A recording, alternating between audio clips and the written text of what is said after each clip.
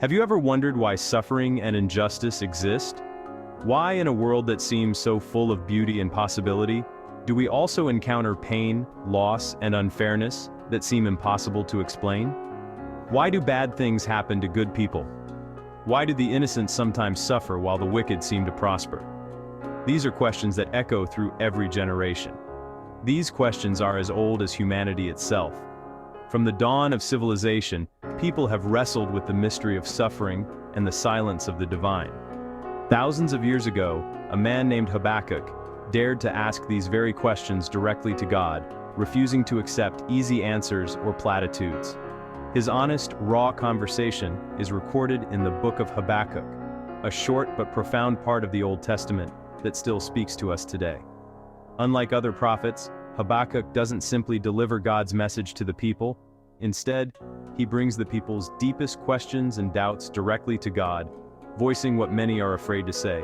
He's confused, angry, desperate for understanding, and he doesn't hide it. His prayers are filled with emotion, honesty, and even frustration. Habakkuk sees violence and injustice in Judah, and can't reconcile it with his faith in a just God.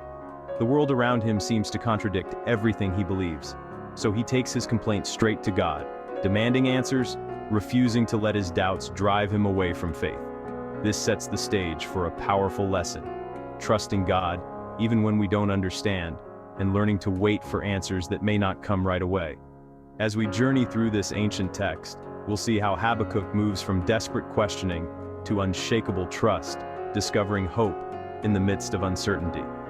His story is a guide for anyone lost in doubt, showing us that we are not alone in our struggles or our questions.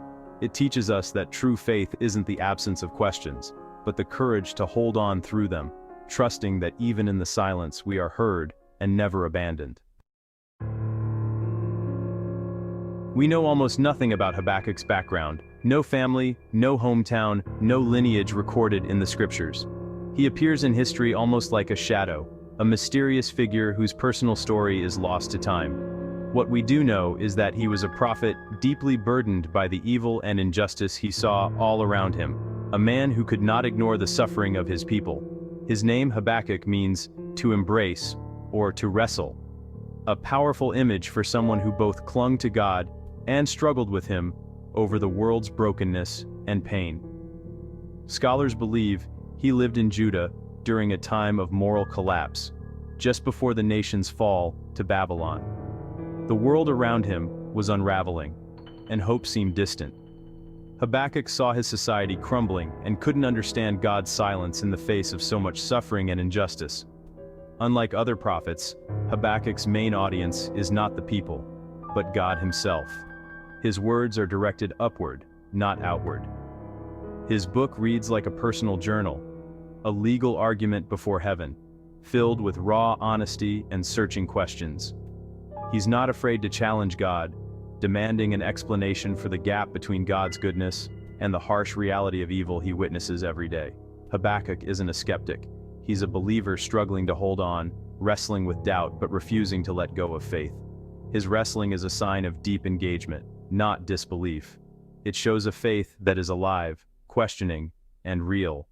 By speaking up, he gives us permission to bring our own confusion, doubts, and pain before God, showing that honest questions are part of true faith. Habakkuk's spirit is clear. He's a man of conviction and questions, not resignation. His story invites us to wrestle honestly with God, trusting that even our struggles can lead to deeper faith. The book opens with a desperate cry, "O Lord, how long shall I cry for help, and you will not hear?" These words echo through the ages, capturing the agony of waiting for God to respond when suffering seems endless. Habakkuk is at his breaking point, surrounded by violence, injustice, and a world that feels like it's falling apart. He sees chaos everywhere, and it feels as if God is nowhere to be found. The law is paralyzed, justice is never served, and the wicked seem to trap the righteous at every turn. The very systems meant to protect people are failing. This isn't a polite or rehearsed prayer. It's a raw, honest outburst from a heart weighed down by suffering, confusion, and disappointment. Habakkuk can't understand how a holy and just God can watch such sin and remain silent, seemingly unmoved by the pain of his people. His question, "How long?" is universal. Anyone who's seen evil go unpunished or suffered without answers has asked it.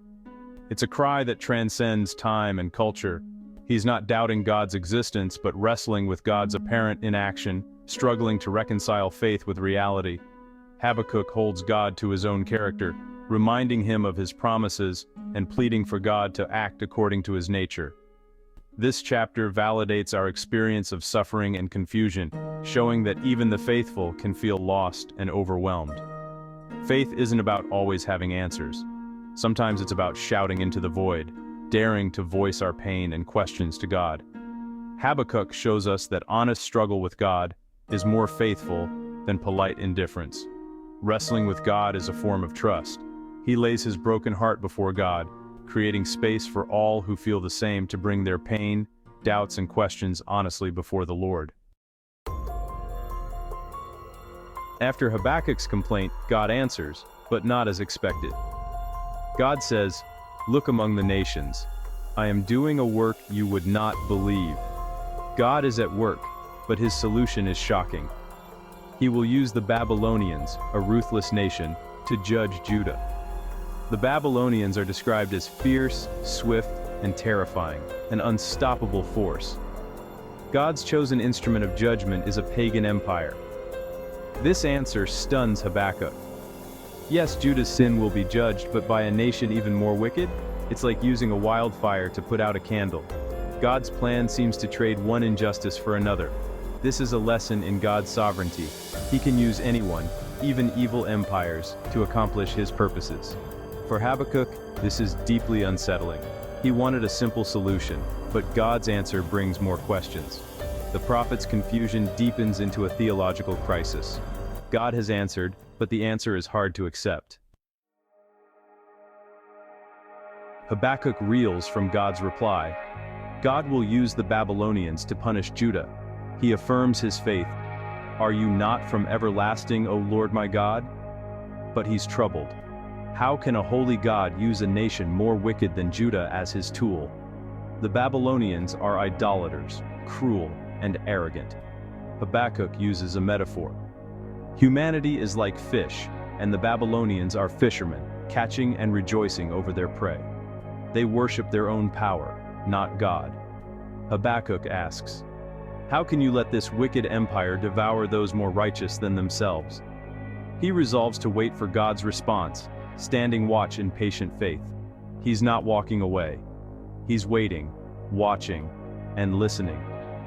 Habakkuk has wrestled with God, and now he waits for clarity. As Habakkuk waits, God speaks again, not with explanations, but with a revelation. God tells him to write the vision plainly for future generations. The vision will take time, but it will come. The core message: the righteous shall live by his faith. God contrasts the proud, like Babylon, with the righteous, who trust him. In chaos and injustice, the way forward isn't full understanding, but steadfast trust. Living by faith means trusting God's character when his actions are unclear.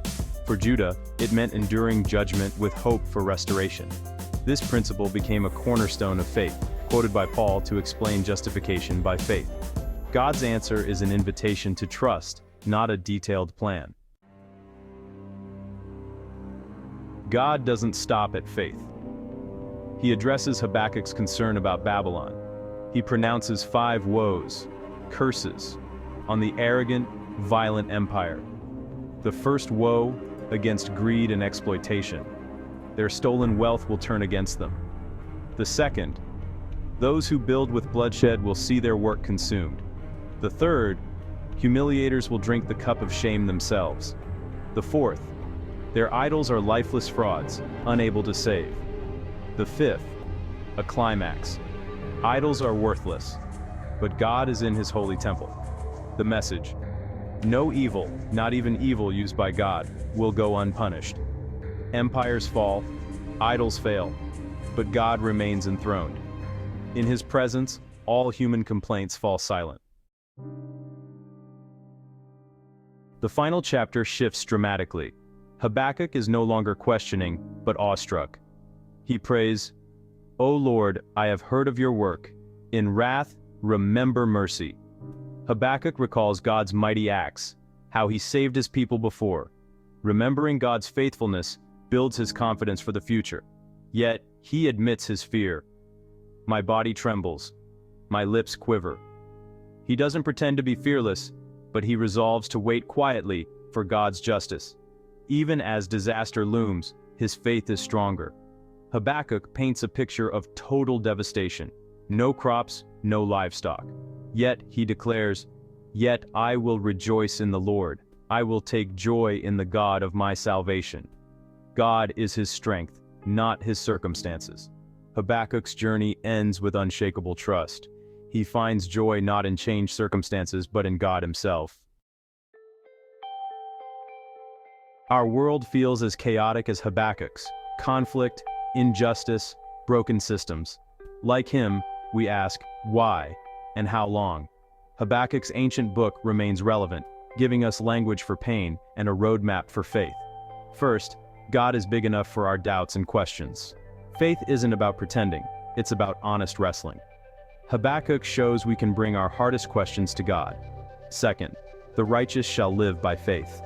We want instant answers, but faith is trusting the planner, not knowing the whole plan. Habakkuk's story is one of transformation, from anxiety to joy, not because circumstances changed, but because his perspective did. He found strength not in stability, but in God himself. This is Habakkuk's legacy: hope and joy, not in the absence of storms, but in God's presence within them.